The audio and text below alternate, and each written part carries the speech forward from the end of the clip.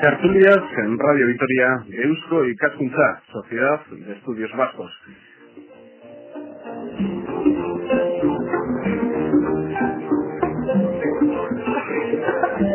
Gabón Gustioi, un sábado más estamos en la cita con Eusko Ikaskuntza, Sociedad de Estudios Vascos.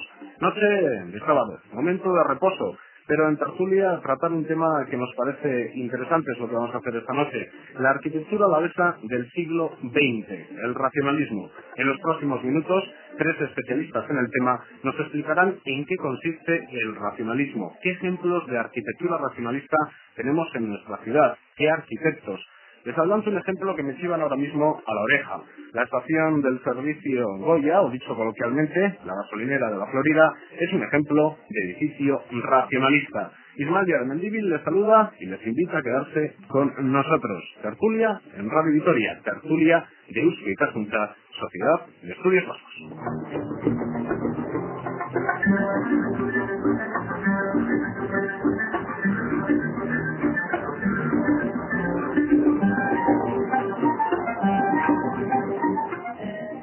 José Luis Capón es el primero de nuestros invitados, arquitecto, fue jefe de sección de edificios provinciales de la Diputación Provincial de Álava y desde 1987 es jefe del Servicio de Arquitectura de la Diputación. José Luis Capón, muy buenas noches. Buenas noches. Ana de Begoña, catedrática de Historia del Arte de la Universidad del País Vasco. Ana, Gabón. Buenas noches, Gabón. Y Chus Bilbao, licenciada en Geografía e Historia, realizando en estos instantes, en estos momentos, la tesis sobre movimiento moderno en Álava. Chus Bilbao, Gabón, muy buenas noches. Hola, buenas noches. Bueno, las 12 de la noche de un sábado tenemos que hablar del racionalismo y tenemos también que enganchar a los oyentes en un comienzo, porque desde luego que vamos a hablar de arte, vamos a hablar de racionalismo, pero ejemplos no faltan en nuestra capital, en la capital alavesa y también en nuestra provincia de esta arquitectura. Pero por situarnos un poco, por ejemplo, comenzamos con Chus por romper el hielo. ¿Qué es el racionalismo? Pero tiene que ser una definición que pueda llegar a todos, también a nuestros oyentes. Bueno, pues empezar con que es el racionalismo así sin más es un poco difícil, pero sí que hay movimientos como el racionalismo, el estilo internacional, el funcionalismo, son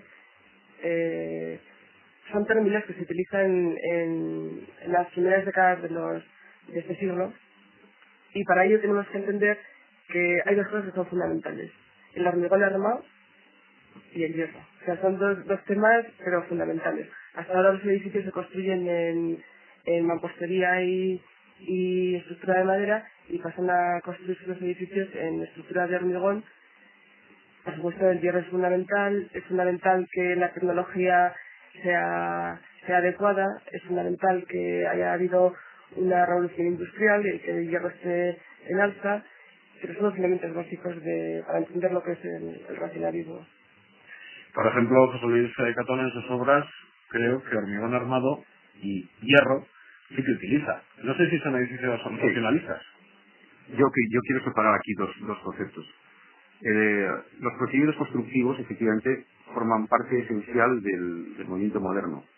Está claro. De hecho, algunos de los más importantes representantes del movimiento moderno, como es Le Corbusier, fundamenta todo su trabajo en una gran apuesta por la novedad constructiva, que no siempre le sale bien. Pero el racionalismo es mucho más, ¿no? Con respecto a lo que tú decías de lo que yo hago, efectivamente yo hago edificios de acero y de hormigón armado. A veces también o casi siempre son ejercicios de racionalismo. Pero hay mucha arquitectura de hormigón armado y de acero que es irracional, completamente. ¿Un ejemplo?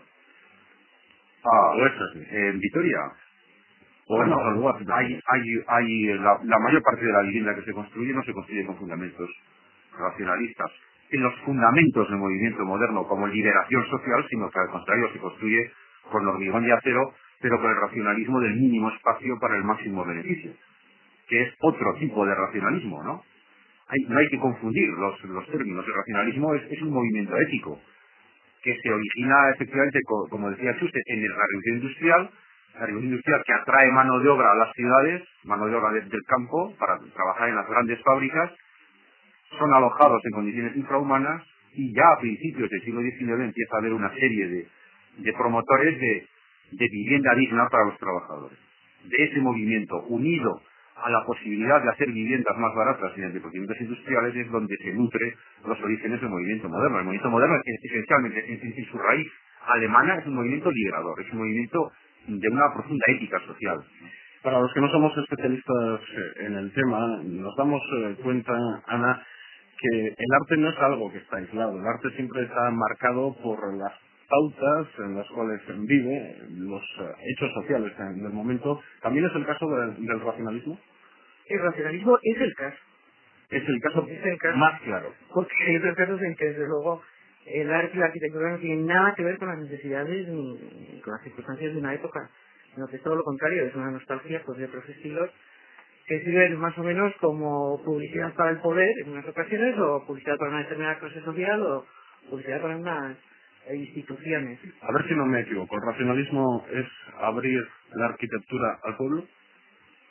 Sí, el racionalismo yo creo que intenta, de la mano de los grandes movimientos sociales que hay a principios de este siglo, es la arquitectura de la revolución, la arquitectura que hicieron los soviets, por ejemplo, es el movimiento moderno, ¿no?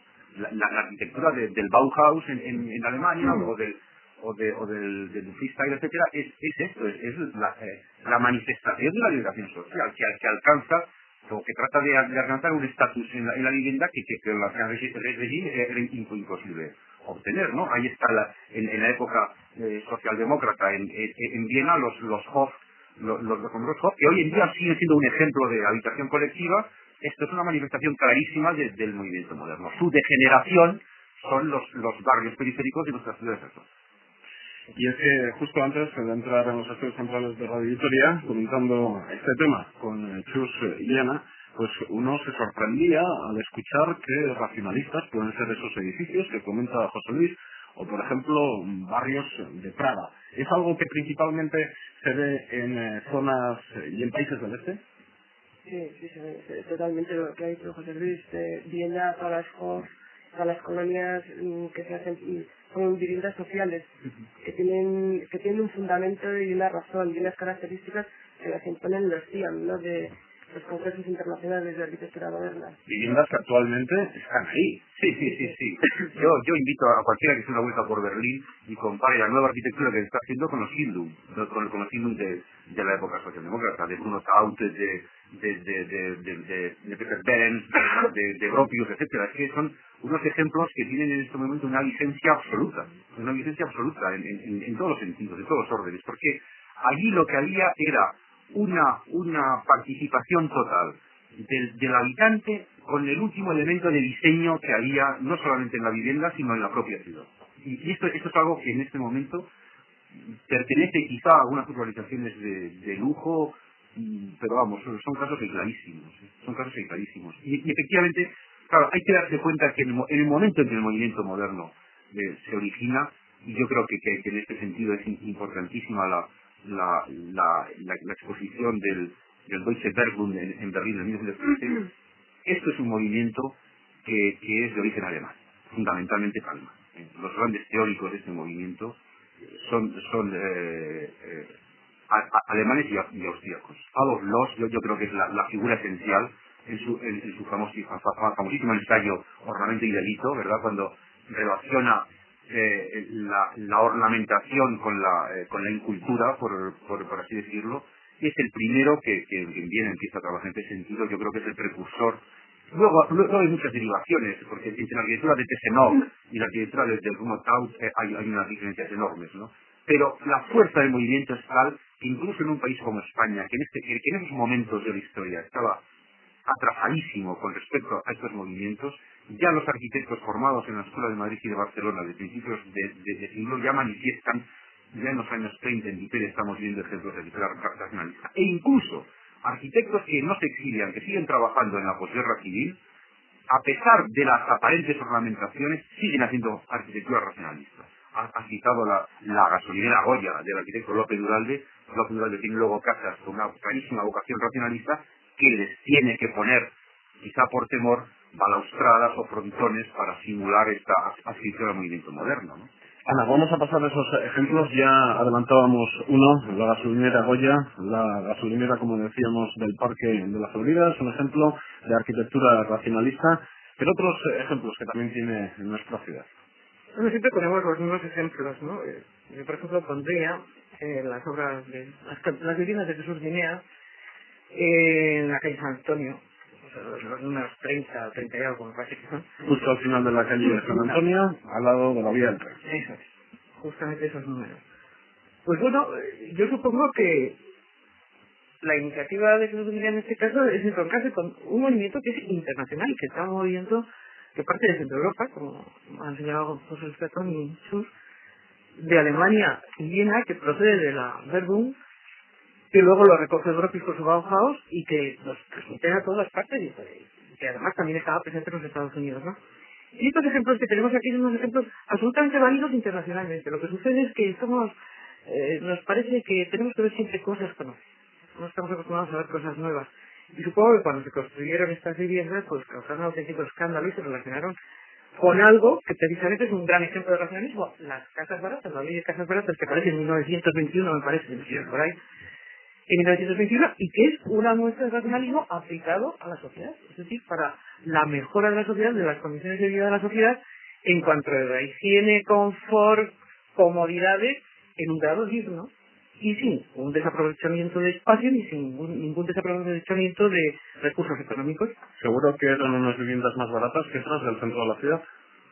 Eso no lo sé, en ese momento, no lo sé, pero la intención era viviendas dignas a unos precios asequibles. Esa era la intención. Es curioso lo que nos ocurre a los ciudadanos de a pie, José Luis, porque yo tengo que reconocer que sabía que la gasolinera Goya estaba ahí y que era patrimonio de todos, pero desde luego nunca me había fijado en las casas de la calle San Antonio. Y yo creo que, como yo, muchos. Sí, es un ejemplo que pasa mucho más desapercibido. Al ser un edificio que continúa una serie de edificios que pertenecen a otras llamémosle modalidades estilísticas, pues pasa muy desapercibido, porque evidentemente no es un edificio que esté proyectado con una voluntad de llamar la atención ni de...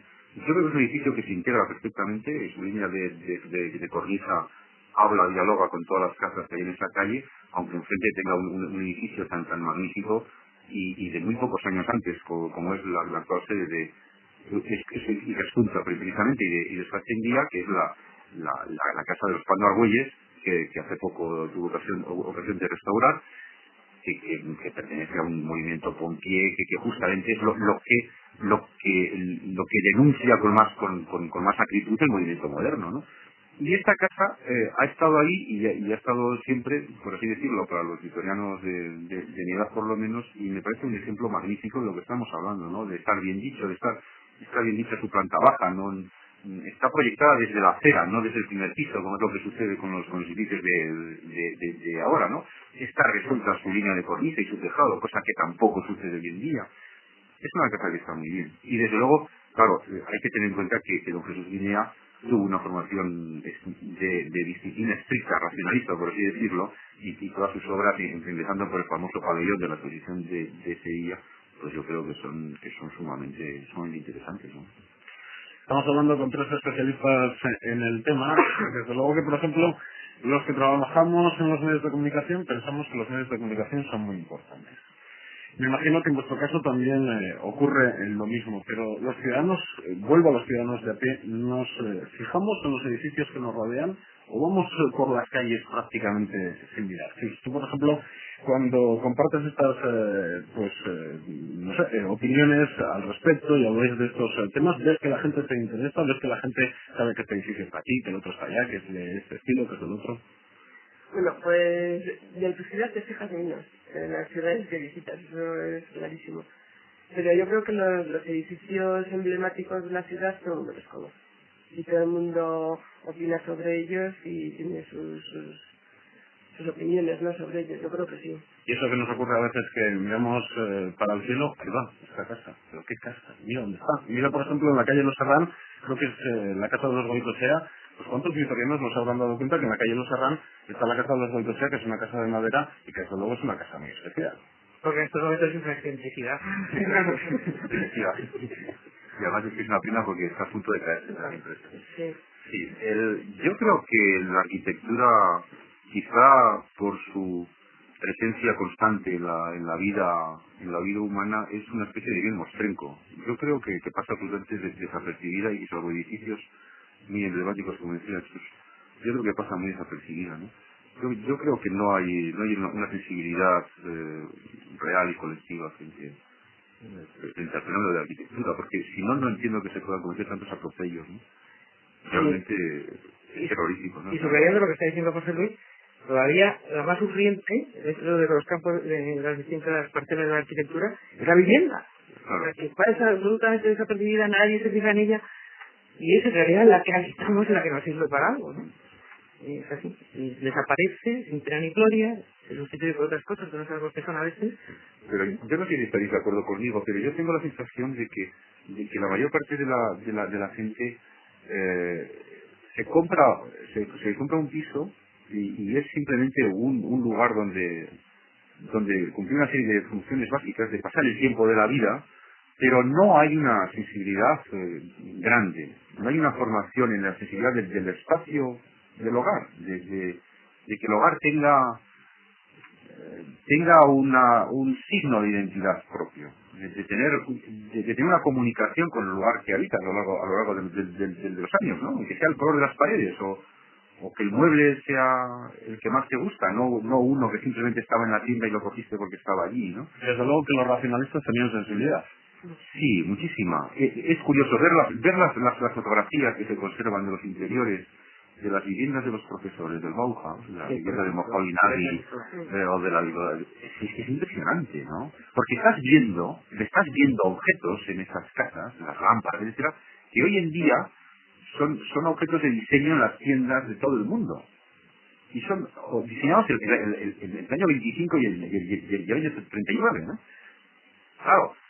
Y son los objetos cotidianos, los que se los ponían ellos porque se los hacían ellos, porque era lo más barato, porque se los hacían ellos, pues, prácticamente, ¿no? Es impresionante, ¿no? Yo diría que el ámbito sociocultural sí que tiene mucha importancia, que a nivel cultural, ¿no? Pues, por ejemplo, el cubismo, el neoclasicismo, todos estos movimientos culturales, artísticos, tienen, yo creo que tienen mucha importancia a la hora de la arquitectura racionalista, ¿no? Porque ponen el énfasis no tanto en el resultado visual de la obra, sino en la lógica de la construcción, ¿no? La lógica de la construcción para los racionalistas es el fundamento, ¿no? No el resultado, si es bonito, sino todo el proceso de construcción, que es lo mismo que pasa en el cubismo o en el neoclasicismo, en cualquier movimiento de estos, ¿no? Y que sigue siendo perfectamente válido en la manera de trabajar en la manera de trabajar actual.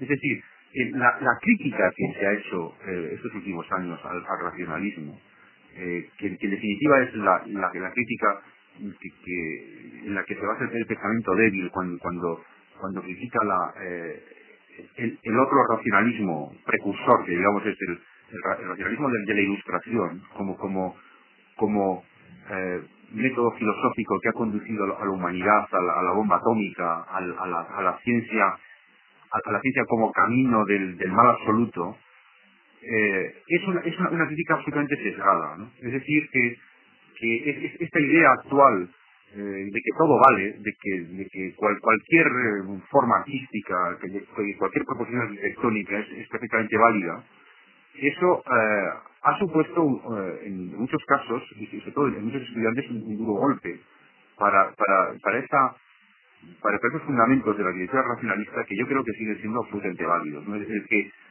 el edificio sirva para un fin, y tenga un uso racional, y tenga una vida digna, y tenga un interés formal, no solamente por sí mismo, sino para la ciudad, son cosas que no pueden ser abandonadas gratuitamente. Estamos pagando el precio de los excesos del posmodernismo ahora, creo. Siguiendo lo que está diciendo José Luis, yo creo que el racionalismo, hablando de una forma muy simple, ¿no? Absolutamente simple y sencilla, nada filosófica ni nada intelectual, Para mí tienen un valor extraordinario. Te enseña una cosa, a que te guste lo que necesitas. No al revés, a que necesites lo que te guste, esas cosas perdidas, en una abstracción más extraña. No, que te guste lo que necesitas, aquello que es necesario para tu vida. Y así como... Tanto en muebles, como en lámparas, como en espacio, pues... Y Ana, así como estaba muy marcado el estilo arquitectónico en algunas ciudades, como ya comentábamos, les dábamos ejemplos, José Luis decía Viena, y les comentaba Praga, con avenidas muy extensas, todas ellas con un edificio del mismo tipo, en el barrio por excelencia nuevo de nuestra ciudad, por traer el ejemplo a nuestros días. En ese barrio que va a tener 40.000, 50.000 habitantes, que es el Lacua. ¿Ese barrio tiene un estilo arquitectónico en concreto o son muchos estilos a la vez? Hay muchos estilos. Hay muchos. Hay muchísimas proposiciones, algunas sumamente deshonestas.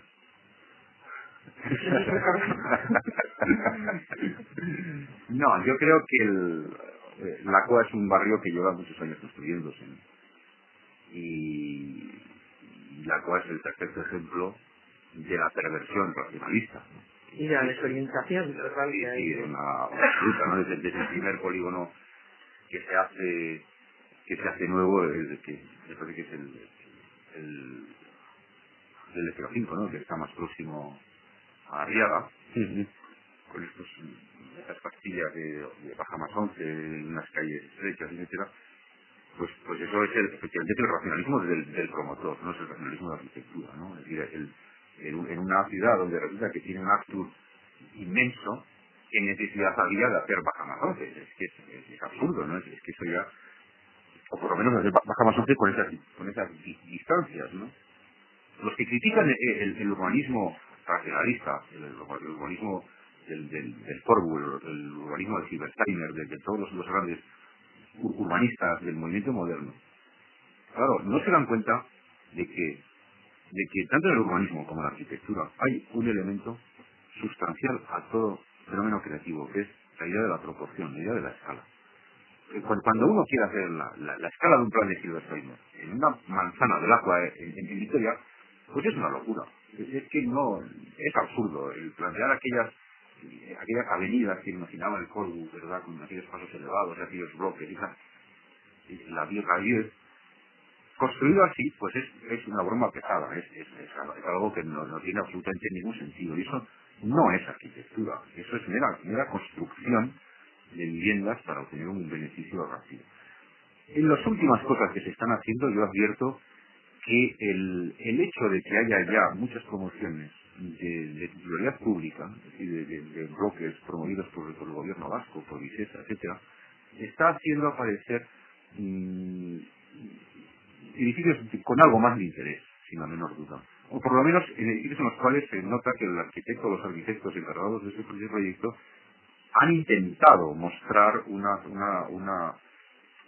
cierta desazón con lo que se había hecho anteriormente, ¿no? Y yo creo que sí que están haciendo cosas que pueden tener cierto interés. No nos vamos a separar el tema, pero tú querías... No, que lo único que quería contar es que a mi juicio hay un barrio muy majo en Vitoria, que es Saramaga, con las ideas racionalistas. El mejor.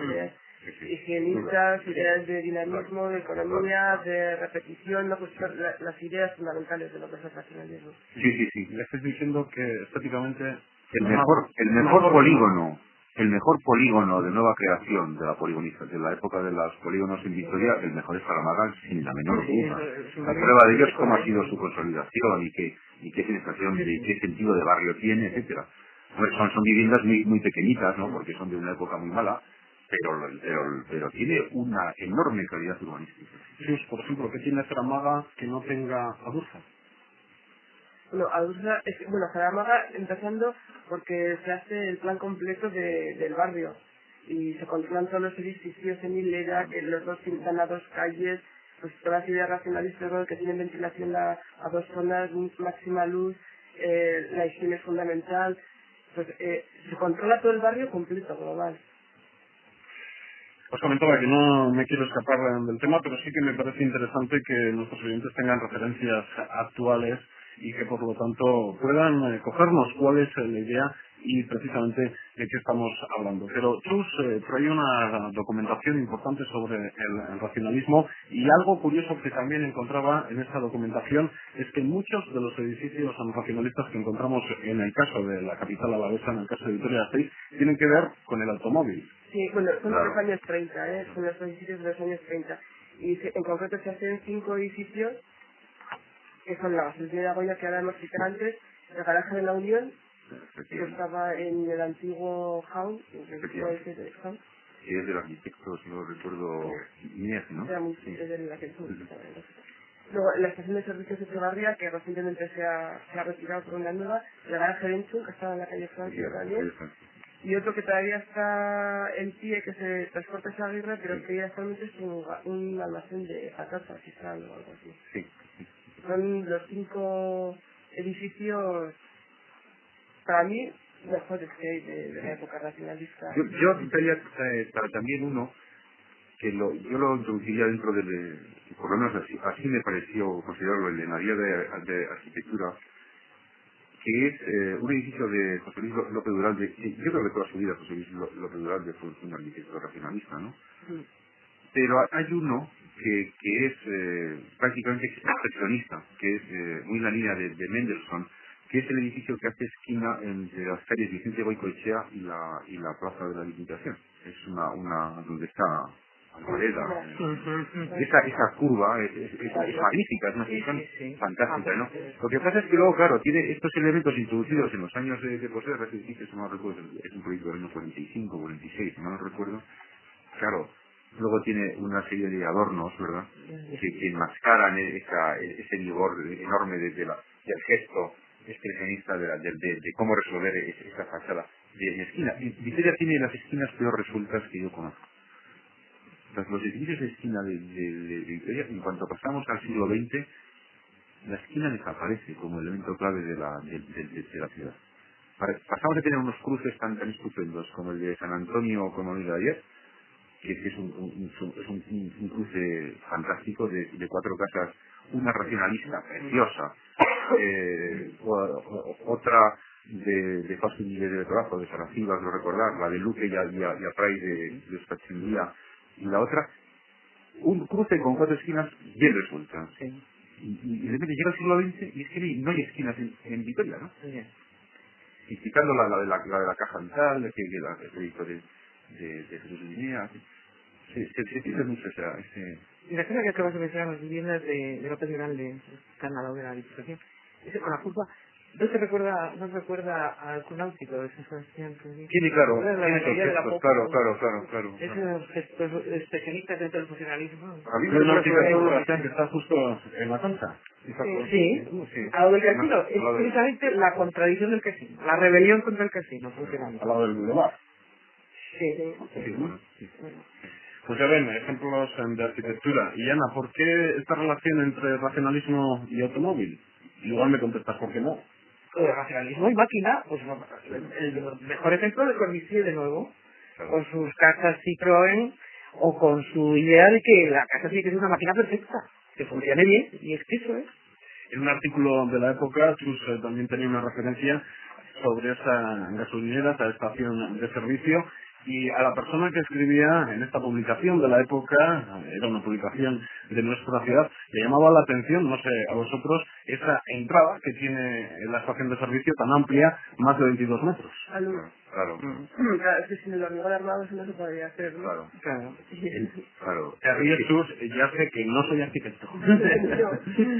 No, pero como he dicho al principio, y Chus lo ha subrayado muy bien, es que los nuevos materiales crean nuevas formas arquitectónicas. Desde una historia de miles de años en la cual el ser humano ha estado utilizando intensamente la piedra o en su defecto el ladrillo y los materiales hidráulicos y la madera, de repente se empieza a necesitar otros materiales porque aparecen otras necesidades, ¿no? Y ahí empieza otra vez la industria, las primeras estructuras con elementos metálicos son los talleres de telares ingleses, ¿no? Pero a finales del siglo XVII.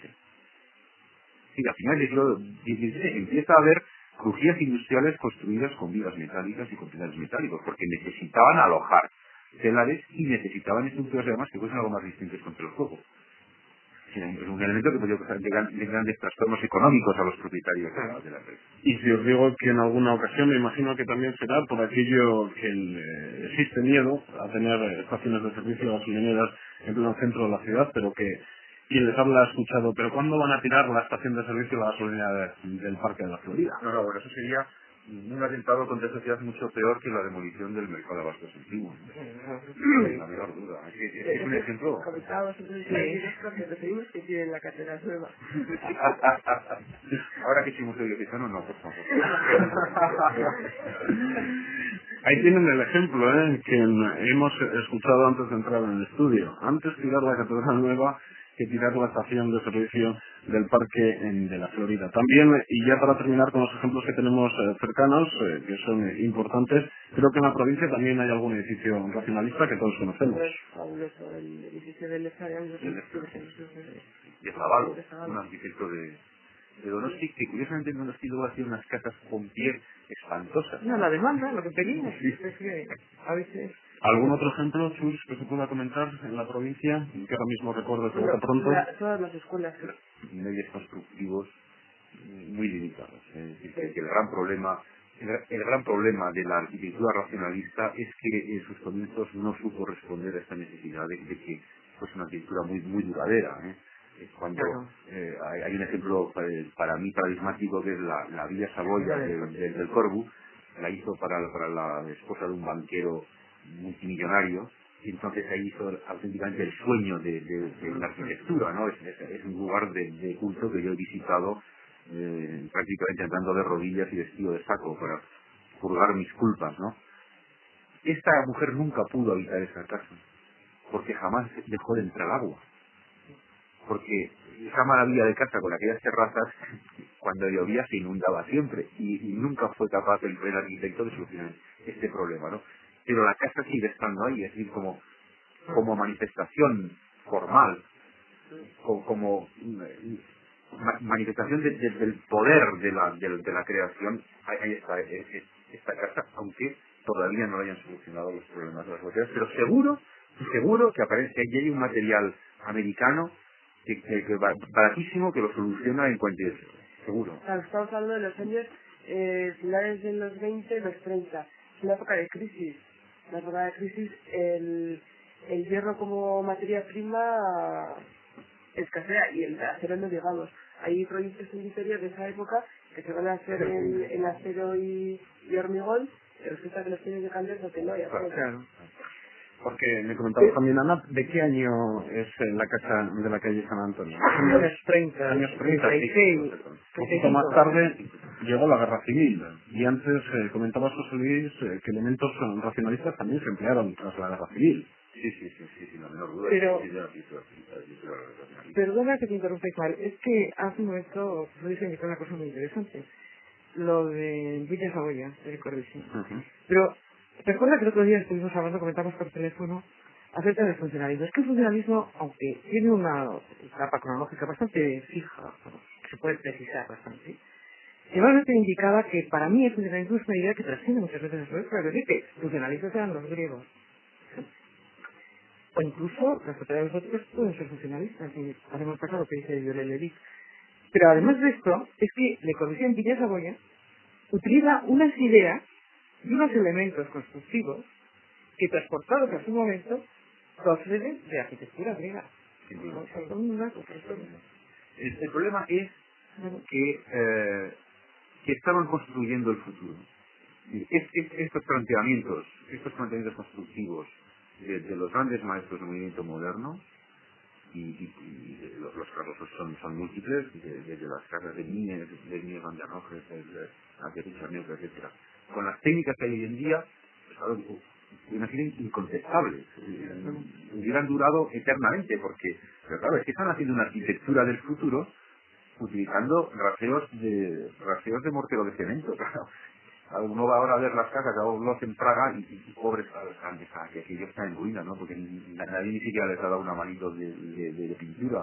Pero no solamente, como decía Jesús, que no es que hubiese acero para armar el hormigón o acero en lámina o en vigas. El problema es que cómo se hacían las instalaciones, con tubería de plomo, cómo eran las instalaciones eléctricas, con cable trenzado, embreado y luego recubierto con revestimiento textil, ¿no? Es decir, que eso era hacer el futuro auténticamente. Era un paso prácticamente sin solución de continuidad de la casa cueva, de piedra, con huecos pequeños porque las vigas no se podían ser muy grandes, que carecía de toda instalación. No había ni una instalación, es decir, hasta muy recientemente las casas no tenían agua, no tenían saneamiento, no tenían electricidad. Y de repente llegan unos señores y hacen una casa que hoy, en el siglo XXI, nos parece súper moderna y actual. Claro, es impresionante lo que supone el racionalismo en ese sentido, el vigor. Y luego hay otra cuestión, como decía Ana, con respecto al funcionalismo. Decir funcionalismo, decir racionalismo, en definitiva es hablar de actitudes. Y cuando yo me pongo a proyectar un edificio, yo no estoy pensando voy a hacer un edificio funcionalista o voy a hacer un edificio racionalista. Yo soy funcionalista y racionalista en mi actitud ante ese edificio que estoy creando. Porque va a tener que tener un uso, porque va a tener que tener una determinada duración y sobre todo va a tener que tener un coste. Esto me hace ser racionalista. Por lo tanto, ya ven cuáles son las características, porque a la hora de definir un poco el racionalismo, hablando con Chus, no sé cuál es la palabra adecuada, precisamente para esas casas que, por ejemplo, estamos poniendo de ejemplo. Pobres no, austeras, me decías. En cuanto a imagen. En cuanto a imagen, sí, son austeras. Sumamente austeras. Y actualmente, al hilo del comentario que hacías, José Luis, ¿hay arquitectos que son más funcionalistas, más racionalistas que otros? Sí, yo creo que hay un cierto desprestigio profesional en ciertos ámbitos, ¿no? Porque ahora ya el problema no es que tengamos que hablar de racionalismo o de funcionalismo. El problema es que ahora se hace una arquitectura basada en la imagen. Es decir, que ahora hay grandes arquitectos que lo único que están esperando es a que su obra aparezca fotografiada en determinado ángulo y en determinada revista. Y yo creo que esto es una gravísima perversión. Yo veo cada día más objetos bellísimos, sobrecogedoramente bellos en algunos casos, en los que luego me pregunto, pues ¿qué pasa si un día hay que cambiar de sitio un tabique o hay que limpiar un cristal? Esas cosas tan elementales y que naturalmente yo sería mirado con absoluto desprecio, ¿verdad? Porque claro, ¿cómo vamos a hablar de estas cuestiones tan domésticas ante una obra artística tan impresionante? ¿El Guggenheim tiene algo de racionalista? El Guggenheim yo diría que no, no es maximalista, no. Lo que pasa es que... Sí, que diría que sea un neocubismo. Lo que pasa es que yo no puedo hablar de ese edificio desde ese punto de vista de análisis racionalista o funcionalista porque no conozco su programa de necesidades. Es decir, yo no sé si luego realmente allí... El edificio dentro es totalmente distinto de lo que pasa afuera, ¿no? Es decir, que desde el punto de vista racionalista, el edificio exteriormente es perfecto si hacemos una crítica racional de lo que supone como objeto colocado en un determinado lugar, ¿eh? Es decir, desde un punto de vista de estricto análisis estilístico no es racionalista, ¿eh? Desde este otro punto de vista que estoy planteando, encontramos que hay un determinado desarrollo racional para llegar a ese resultado, ¿no? Yo creo que ha conseguido el efecto que se pretendía, probablemente incluso más de lo que se pretendía. Interiormente, allí pone un rótulo que dice que es un museo. Yo no sé si lo es. Es decir, que un museo probablemente, en mi opinión, está más cerca de otra cosa, que es una colección estable, donde hay otra serie de actividades asociadas a esa colección, etc. Que parece ser que no es el caso, aunque quizá lo llegue a ser. Pero interiormente el planteamiento de salas, etcétera, pues sí, eso es racional, que sí que tiene iluminación propia de esas exposiciones y de museos, sus paredes están perfectamente adecuadas a ese uso, etc. Pero evidentemente no responde a esa idea que tenemos todos de la mecánica constructiva racionalista, ¿no? Los sentimientos más que la razón en él. Sí, sin la menor duda, ¿no?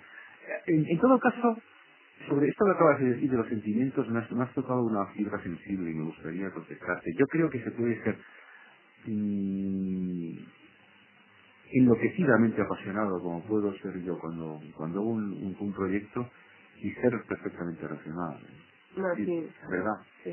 La arquitectura es una pasión. Lo que pasa es que puede ser una pasión con todo racionalismo. Últimamente, además, hay una transformación muy interesante de la forma racionalista, de la forma del movimiento moderno, a través de la estética minimal, porque en realidad son cosas muy próximas, ¿no? La forma compositiva del movimiento moderno, la verdad es que produce objetos que tienen mucho que ver con los objetos minimalistas, sobre todo con los de algunos de los representantes más preclaros de ese movimiento, ¿no? De Mangold o de Wiman. Incluso en la época, otro término que se utilizó mucho fue esencialismo. Efectivamente, claro. ¿Sabes que cada vez que puedo te intento poner en un aprieto? El proyecto del Museo de Arte Contemporáneo de José Luis Catón ya salió. ¿Tiene gran parte de racionalista? Sí, claro. ¿Qué porcentaje, José Luis? Es muy difícil, pero gran parte del edificio. La verdad es que he pretendido que haya, en lo que yo hago, pretendo que cada vez haya menos carga plástica, a la cual tengo una cierta tendencia natural porque yo tengo mucha actividad plástica, digamos, ¿no? Con mi faceta como pintor, pues indudablemente en muchos casos es casi como contradictoria con mi faceta como arquitecto, ¿no? Y en cada edificio que hago intento ser lo más ortodoxo posible, ortodoxo con relación a las proposiciones de la pintura moderna, ¿no? Y yo creo que el proyecto del museo es hasta antiarquitectónico. Mi voluntad de ocupar el espacio vacío que existe bajo tierra es contradictorio con lo que ahora se espera de cualquier museo, que es que sea el edificio lo más grande posible y lo más deslumbrante posible, ¿no? Y que ocupe mucho territorio urbano. Y sin embargo este proyecto intenta hacer todo lo contrario, ¿no? Intenta ser un proyecto introvertido, totalmente introvertido, ¿no? Porque yo creo que está siendo ya hora de que nos lavemos un poco la cara de la hipocresía que suponen los museos como salvoconducto para ciertas políticas, ¿no? Entonces, que el museo sea un edificio digno y representativo, que quizá llegue a ser emblemático, no lo sé, porque eso no lo puede saber nadie, pero por lo menos que sea digno y que sea representativo, pero fundamentalmente tiene que ser un museo y un centro de arte. Pensado para las obras de arte, precisamente, me imagino. Sí, pensado no solamente para las obras de arte al final necesitan muy poquita cosa, pobre. De hecho, fíjate cómo se han conservado cosas desde hace 500 años y a pesar de todo han permanecido, ¿no? Yo creo que sobre todo está pensado para la ciudad, más que para las obras de arte. Ejemplos de la arquitectura de José Luis Catón tienen muchos en nuestra ciudad. Les voy a citar algunos. Por ejemplo, la Escuela de Música Jesús Guri en Vitoria, el edificio para la Hacienda Foral, la restauración del Palacio de Bendaña y el Museo Fournier de Naipes, la sede de las Juntas Generales de Álava, el Archivo Provincial, la Casa del Parque del Gorbea, tienen oportunidad de verla porque es de reciente creación, allí un poquito más adelante de Sarria, la ampliación del pabellón Araba, el proyecto del que hablábamos, son todo ello pues, obras de uno de los protagonistas hoy en esta tertulia de Eusko y Casquincha. Lo que está claro es que todos los edificios tienen algo de racionalista, porque no sé, Ana, si también ves que el dinero es importante hoy en día, marca, y no sé si, digamos, el arte para la galería lo dejamos en otro plano que no tenga que ver con este tipo de edificios, como por ejemplo hace José Luis Catón, o que se le pueda dar una serie de toques personales, una serie de toques, pues cada uno que estime oportunos, pero que también tienen que ser edificios racionalistas, edificios funcionalistas. Yo no sé muy bien cómo hablar de esto, pero yo realmente claro que el dinero tiene una fuerza tremenda. Pero yo también creo que tiene muchísima fuerza la vanidad personal de la gente. Y entonces, la vanidad, pues nadie estamos libres de ese pecado, ¿no? Ni los arquitectos, ni los ingenieros, ni los profesores, ni nadie. Lo que pasa es que, sí, por supuesto, lo que pasa es que yo creo que la vanidad, como tantas otras cosas, se puede someter, se puede autodisciplinar un poco, ¿no? Pero hay muchos que no, que dejan llevar por su vanidad y efectivamente consiguen unos edificios de relumbrón, Muy bien, ahí están, ahí los tenemos, los vemos y perfectos, preciosos. O sea que hay de todo. Pero luego resulta que o son mínimamente utilizables o medianamente utilizables. Un poco más, un poco más. Hemos empezado a hablar del racionalismo, hemos dado unas características de él, las daba Chus, hemos dado ejemplos. Uno llega a la conclusión de que necesitamos toques racionalistas en la arquitectura actual. José Luis, Chus. Yo creo que los estamos viendo continuamente en la arquitectura actual. Yo creo Necesitamos que toques racionalistas, Necesitamos posturas. pero no en la arquitectura, En todo, en la en actitud todo, vital. claro. Claro. Pero más de los que veis en la arquitectura actual. yo sí. Sí, de todo. Sí, de todo. O sea que hay más de vanidad, que comentaba ahora mismo Ana. Sí, a lo mejor es demasiado tajante, ¿no? Y tampoco... Estoy de acuerdo, estoy de acuerdo. Y otra cosa que he dicho antes, yo creo que hay muchísima confusión. Muchísima confusión, probablemente inducida en las propias escuelas de arquitectura, porque yo creo que las escuelas de arquitectura están, me temo, que irremisiblemente en manos de profesores de proyectos que pertenecen en muchísimos casos, me temo, a esta corriente de la arquitectura visual de la que hablaba antes.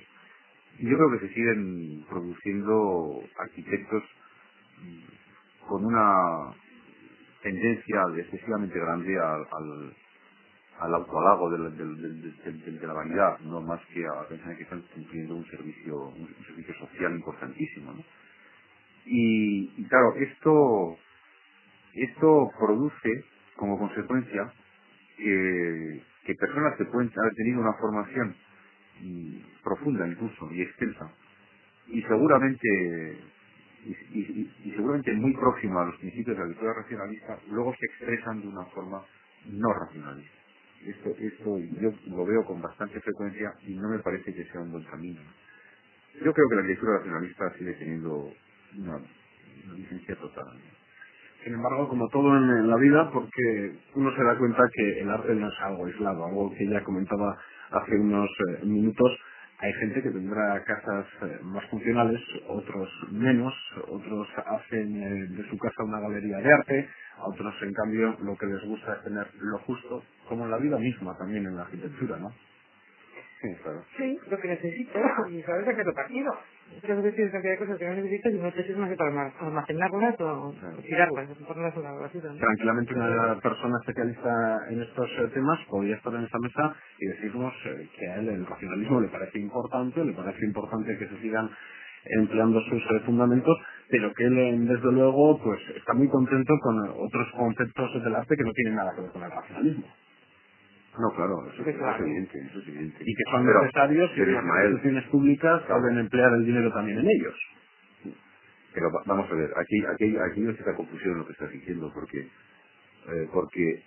el problema íntimo de la arquitectura racionalista frente a otros tipos de manifestación, y cuando hablo de arquitectura racionalista, no que nadie imagine que estoy hablando de la casita cúbica con una ventanita y una puertecita y nada más, ¿no? Hablo de una arquitectura en su totalidad, es decir, de unos interiores, de unos materiales, de una decoración, etcétera. El problema auténtico íntimo de esa arquitectura racionalista es que le coloca al individuo ante sí mismo. Una arquitectura tradicional, con unos amueblamientos tradicionales, unas decoraciones con molduras de escayola y papel pintado, son sumamente útiles porque hacen que el sujeto no tenga que pensar. Está en ese mundo ideal, en su casita Barbie, y ya está, no tiene que plantearse nada. En cambio, una arquitectura racionalista le coloca al individuo ante su propio espacio. Dice, ahí tienes eso, esto es lo que necesitas, esto es donde puedes estar perfectamente a la temperatura exacta, con unas ventanas que cierran perfectamente, bien ventilado, tal, a ver qué haces ahí, porque tienes que pensar. Y esto no le gusta a mucha gente. Pues lo vamos a tener que dejar ahí. No sé nuestros clientes, yo desde luego sí que he aprendido, y bastante esta noche, sobre arte y en concreto sobre el racionalismo. Los invitados esta noche han sido Chus Bilbao. Chus, muchas gracias por estar con nosotros. José Luis Cartón. José Luis, hasta otra. Hasta otra, muchas gracias. Y Ana de Begoña, catedrática de Historia del Arte en la Universidad del País Vasco. Ana, hasta otra. Hasta pronto.